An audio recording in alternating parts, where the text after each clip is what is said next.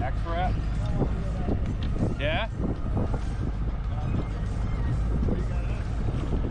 I don't know, I haven't seen it yet. Birch colored X-Wrap.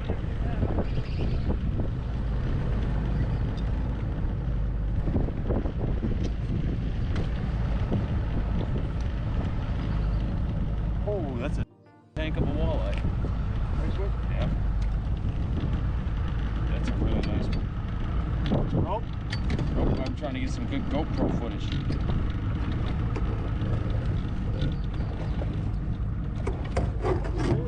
Yep. Oi. Oh, sorry. Here's a baby. I went to Mississippi. Yeah. Probably the first that Yeah? Yeah, it is a northern. I hope I got that on camera.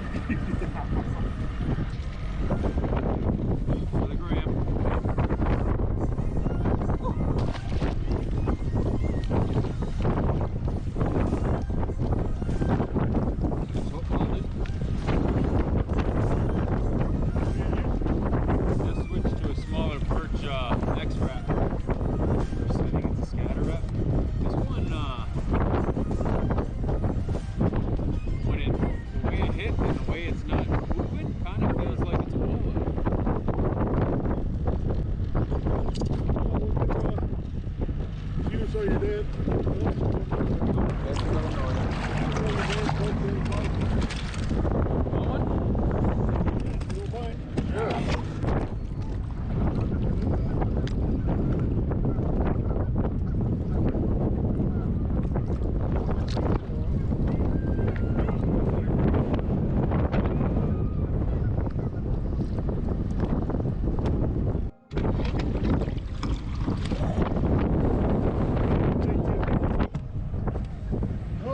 Close, huh? Yeah.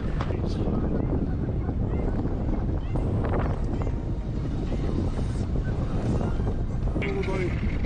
Am I on top of you or under you? I can't see. Hold on, I'm gonna lay this under you. Oh, yeah.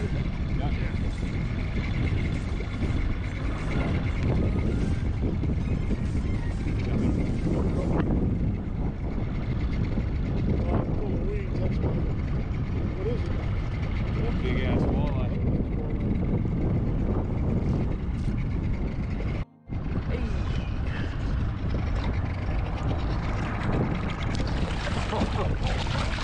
Yes, sir. Well, I'm not even gonna put my rod in this time. I just want to make sure I wasn't eating my finger on it. Another pretty picture. Oh, baby, let's go.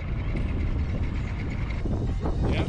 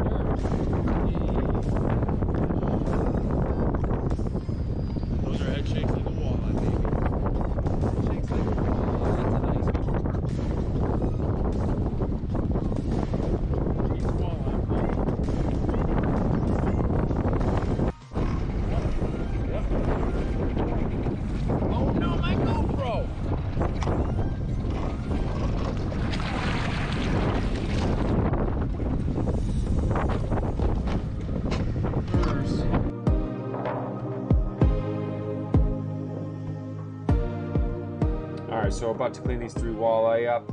You probably just watched me catch on opening day here in Wisconsin with my dad. So using the Bubble Blade corded unit with 9-inch E-Flex blades to get these done. First thing, you're going to want to put the walleye on its side. You're going to make the initial cut just behind the gill plate. I like to go at an angle to get the most meat up on top. But you go down to the backbone and you go about midway down at the belly of the fish.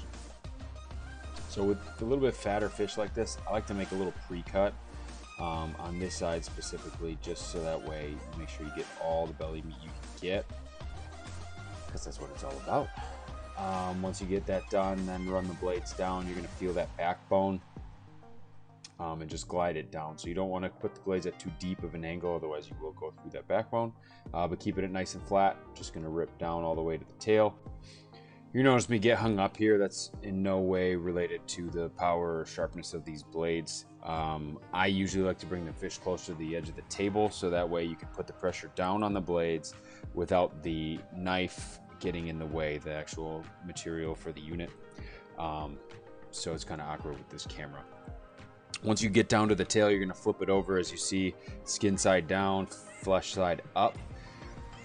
You're going to see me, to keep it in the camera, I just cut it off. To make it quicker, you can just flip it over like I started to, but in order to get good footage, I didn't. So once you get the initial cut down and start ripping the meat off, the skin's pretty tough, so as long as you're not dripping straight down into a 90-degree angle, the blades are going to just cut down like butter. So just keeping them at probably a 45-degree angle towards the skin, it's going to glide down. See, here's a pretty cool bonus. So I like cutting the stomach open, and you can see this one ate a bluegill. Once you get the fillet all the way off, flip it over. You're going to do the same thing on the other side. So you put that skin side up, flip it backbone towards you, and then run it down, trying to keep the blades on the backbone but then angled down, so that way you're not cutting the meat short on the belly side. So you see me have issues because I like to move the fish around and bring it closer to the edge of the table. Camera angle did not allow that.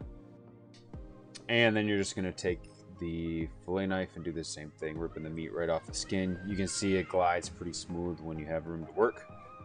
Keeping those blades angled down, so you get it all off the skin. That skin's pretty tough, so you don't have to worry about it tearing on you. So just so I could get it all done in one process, I took the other 2 walleye and just ripped them up quick. Did the same thing, so we had 6.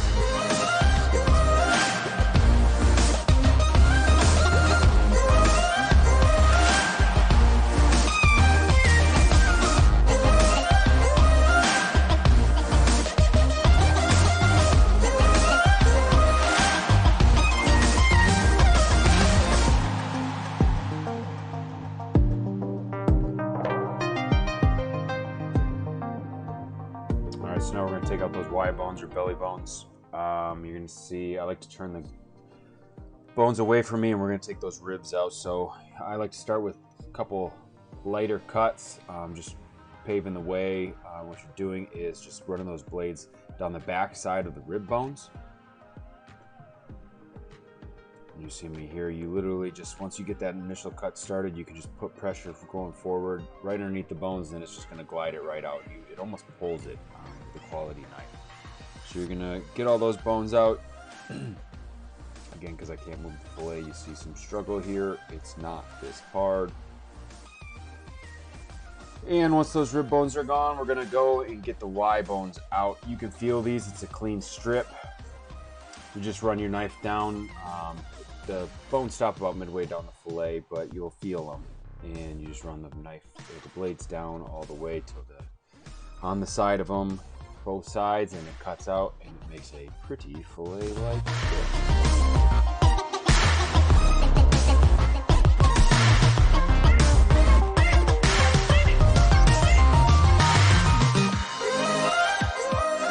Alright, so if you made it this far, you watched me catch, possibly, clean, possibly, and now we're going to cook the fillet. So we are going to make a healthier version of fried fish. So I'm cracking eggs in this bowl. You're going to use this for the substance that sticks onto the flour, which is pouring in here. And then some Italian seasoning. Pretty basic.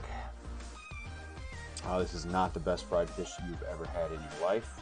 Just being transparent. Mixing that seasoning together. Here's the key though. Regardless of what you do, when you're making fried fish, I like to pad the fillet off with paper towel. Make sure it's nice and dry. It accepts that egg.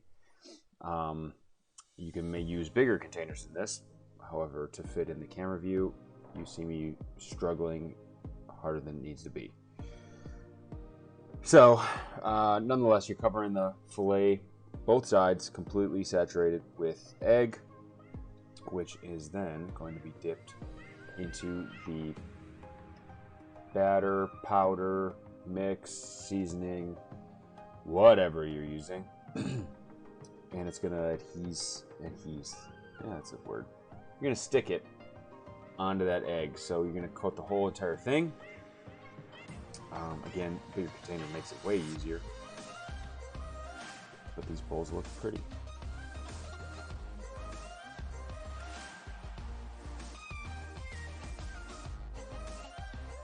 So once you get all the fillets powdered up, ready to go with batter, seasoning powder, whatever you're using.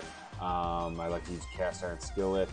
You can deep fry this too. This is the healthier version for anyone who's watching their calories. So put a little bit of olive oil on the bottom of the pan, turn to medium to high heat. Once that pan and oil is hot, you can go ahead and just lay the fillets in, and it is extremely simple from there. If you're frying them, you can just dump them in. Watch out because that oil does splatter. If you're kind of pan frying them like I'm doing here, you can just lay them in nice and gentle. Watch them cook up, fast forward, kind of cool. And then once the filet's cooked about halfway through, you flip it over, and boom, you get that pretty seared pan fried fish.